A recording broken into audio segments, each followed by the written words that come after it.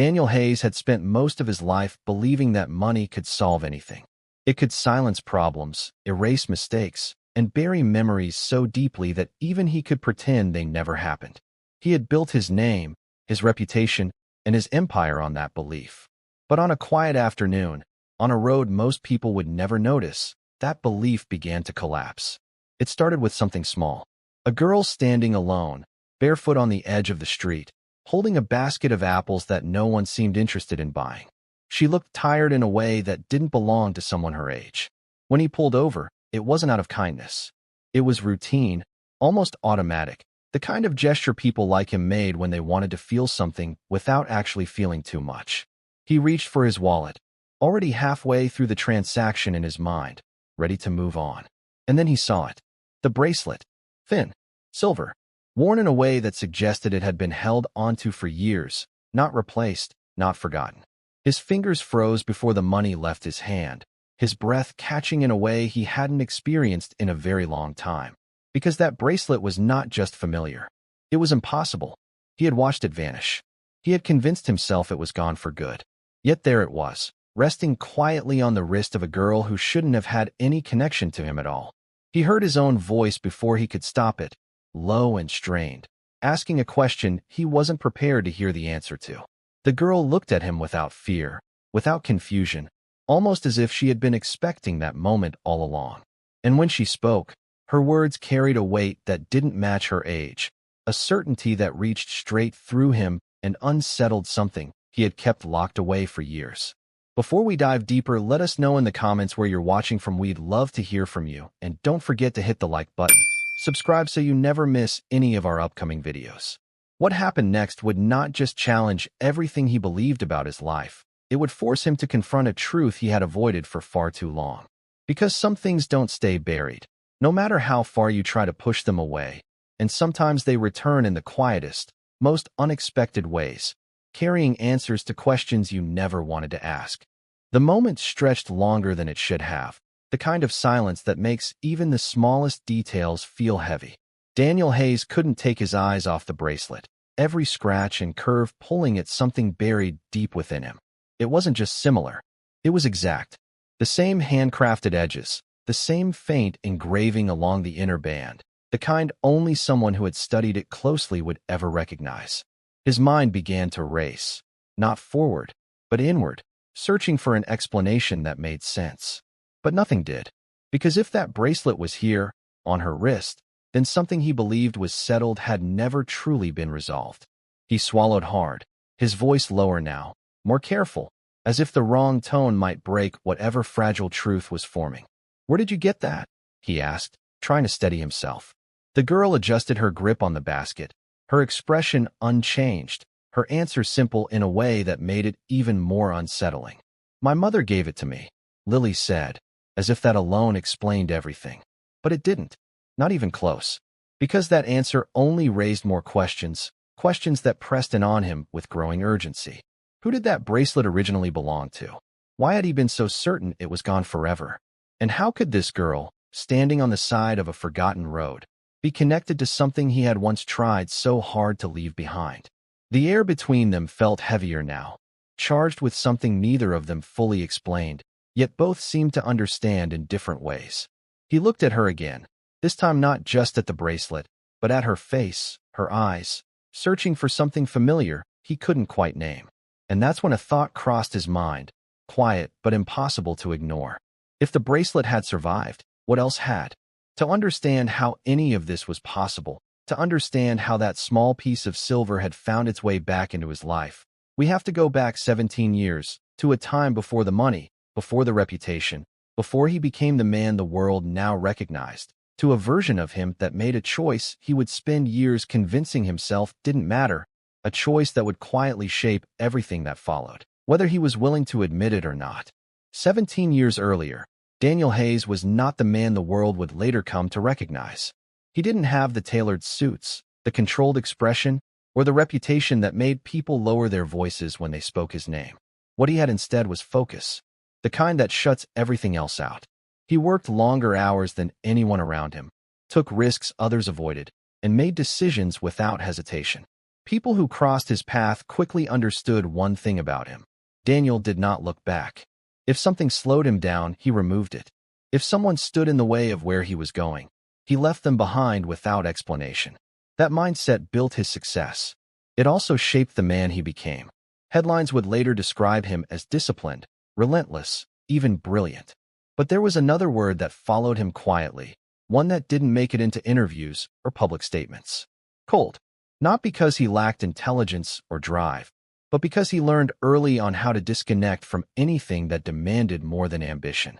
Long before the wealth, before the offices that stretched across city skylines, there was someone who knew a different version of him. Her name was Claire. She met him when he had nothing to offer except potential and long hours of work that didn't always pay off. She didn't see him as a future success story. She saw him as he was in that moment. Driven, yes, but also human in a way he would later lose. Claire had a quiet strength about her, the kind that didn't need attention to be felt. She believed in him when belief didn't come with any guarantees, stood beside him when progress was slow, and gave him something he didn't fully understand at the time: stability. She knew him before the world did, before the ambition hardened into something sharper. She knew him before he became someone else. Their connection wasn't built on convenience. It was built on time, shared struggles, and the kind of conversations that happen when two people are trying to figure out life together. But as Daniel's opportunities began to grow, so did the distance between who he was and who he was becoming. The turning point didn't come with a dramatic argument or a sudden collapse. It came with a decision. Claire told him she was pregnant. For a moment, everything slowed. The future he had been chasing and the life forming in front of him no longer aligned the way he had imagined. He told himself he needed time. Time to build something bigger. Time to secure a future that made sense. Time to become the man he believed he had to be. And in that moment, he made a choice that felt practical, even necessary to him. He chose the path that required him to walk away. He told himself he would come back for them once he made it, once things were stable, once he had enough control over his own life to return on his terms. It sounded reasonable when he said it out loud. It sounded even better when he repeated it to himself. Before he left, he gave Claire something small, something he could offer in place of everything he wasn't ready to commit to. A bracelet, not expensive, not something bought from a store, but something he had taken the time to design and have made himself. It carried a simple engraving on the inside, something only the two of them understood. It wasn't meant to be just a gift. It was meant to represent a promise, that he would return, that this separation was temporary, that what they had built together still mattered. Claire accepted it without argument, holding on to it as if it carried more weight than the words he struggled to say. And then he left. Days turned into months, months into years, and the reasons he had given himself for staying away became easier to accept than the responsibility of going back. The call stopped. The connection faded. Eventually, he convinced himself that whatever he had left behind had found its own way forward without him. The bracelet, like everything else, became part of a chapter he chose not to reopen, a promise he never kept. Years after walking away, Daniel Hayes returned to the place he had once left behind, not out of guilt, but because something in him needed confirmation. By then, he had already begun to build the life he once imagined, and with that progress came a quiet urge to revisit what he had abandoned, as if closing that chapter properly would make everything feel complete. The streets looked smaller than he remembered, the buildings more worn, but the details were still familiar enough to guide him back without hesitation. He didn't announce himself. He didn't ask many questions at first. He simply looked, trying to piece together what had changed and what had stayed the same. When he finally did ask about Claire, the answers came too quickly, too neatly, as if they had been repeated before. People told him she had left. No one could say exactly when or where she went, only that she was gone. There were no records, no forwarding address, nothing that pointed to a clear direction. It was as if she had stepped out of that place and taken every trace of herself with her. The more he asked, the more the conversation shifted. Some avoided eye contact. Others gave short responses, eager to move on. And then there was one man, older, quieter, who studied Daniel for a moment longer than the others. His words came slower, deliberate, carrying something unspoken beneath them. "You shouldn't go looking for things you walked away from," he said, not as advice, but as a warning. Daniel didn't respond right away. He held that sentence in his mind, turning it over, trying to decide whether it meant anything or nothing at all. But instead of pushing further, he did what he had trained himself to do for years. He stepped back.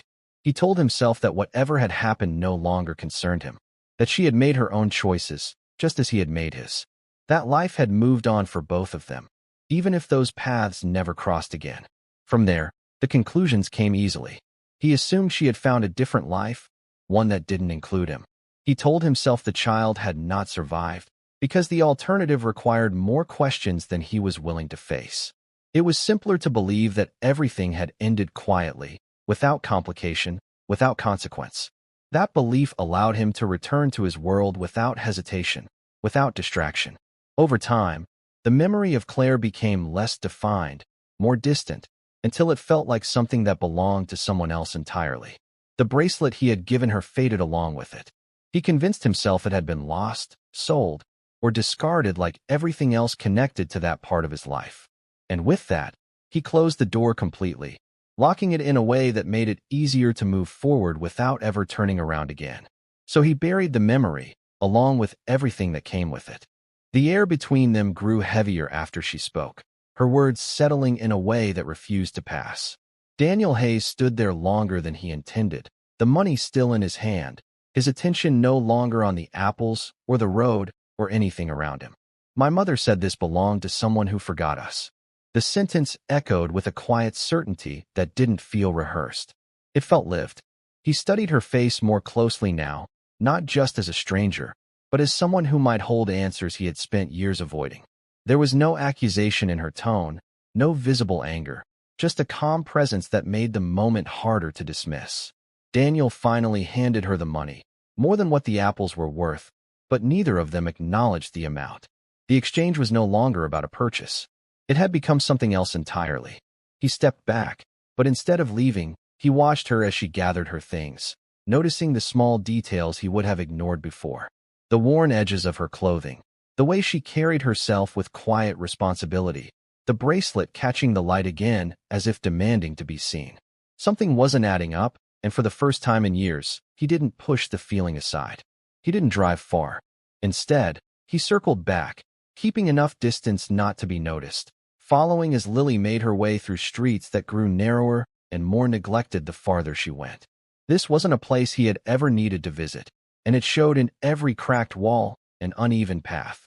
When she disappeared into a small building that looked barely maintained, Daniel remained in his car for a moment, his hand resting on the steering wheel, his thoughts moving faster than he could organize them. He told himself he was only confirming a detail, nothing more. But that wasn't true. He stepped out, approached slowly, and began asking questions the way he had learned to in business, controlled, precise, careful not to reveal too much. People in the area knew the girl, but not in a way that provided clarity. They spoke in fragments. She kept to herself. She worked every day. Her mother was unwell. No one offered more than that, as if the rest of her story existed behind a door no one else could open. The more he heard, the more the pieces began to align in a way he couldn't ignore. Lily's age matched a timeline he had once chosen to forget. The mention of her mother, always described as weak, always inside, never seen outside for long, added another layer he couldn't dismiss. When he asked directly about the bracelet, the responses shifted again, subtle but noticeable. Some shrugged it off. Others avoided the question entirely. It was the same pattern he had encountered years earlier, different place, same silence. Daniel felt a pressure building, not external, but internal, the kind that comes when something you've buried starts pushing its way back to the surface. He stood there, surrounded by people who knew just enough to make him stay, but not enough to give him peace of mind. And as he walked back toward his car, one thought stayed with him, repeating itself in a way that demanded an answer. Was this coincidence or consequence? Just as he reached for the door handle, a voice called out behind him, casual, almost careless, as if it didn't carry the weight it actually did. Someone mentioned the girl's mother by name, Claire, and in that moment, everything he had tried to keep separate collided without warning. Daniel Hayes did not hesitate this time. The name alone was enough to pull him forward, past doubt, past hesitation, straight toward the one answer he had avoided for years. The building felt smaller from the inside, the air heavier, each step narrowing the distance between who he had become and what he had left behind. When he reached the door, he paused only briefly before pushing it open.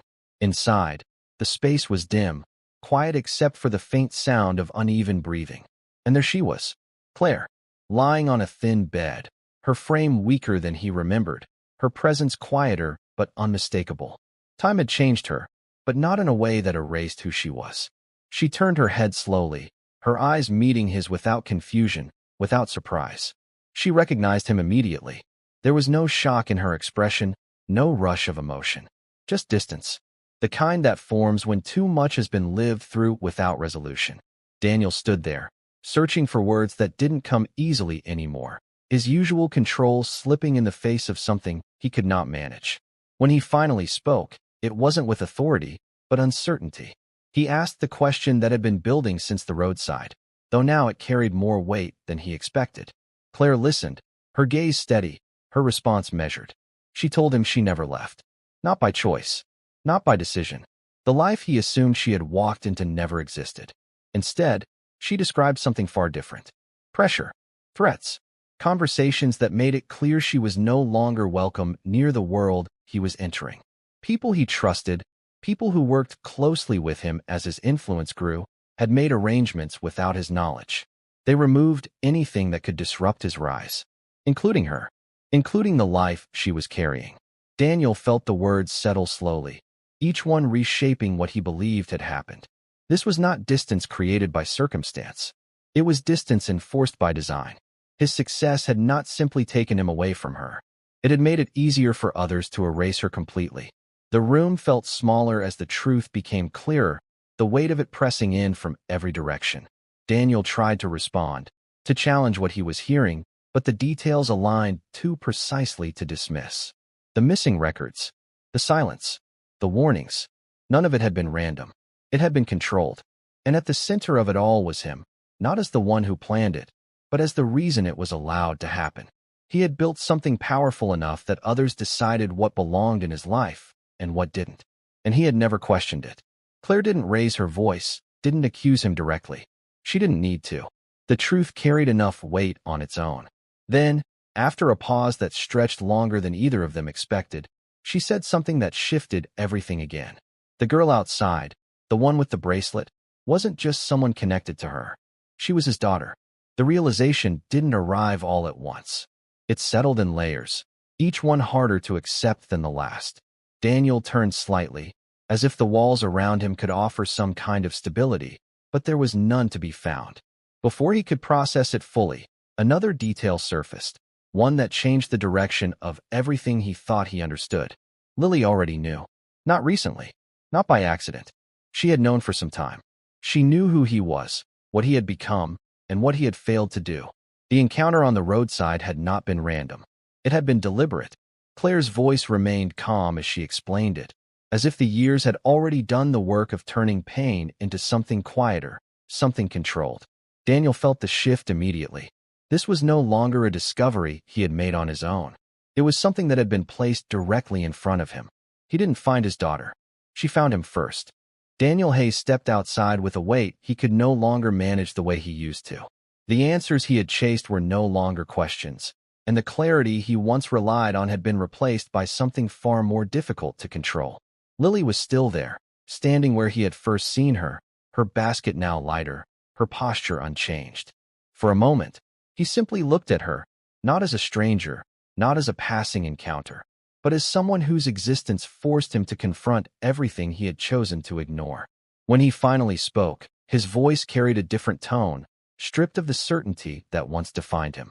He told her who he was, not as a declaration, but as an admission. He explained what he had built, what he could provide, how he could change her situation immediately. Money, security, comfort, access to everything she had been denied.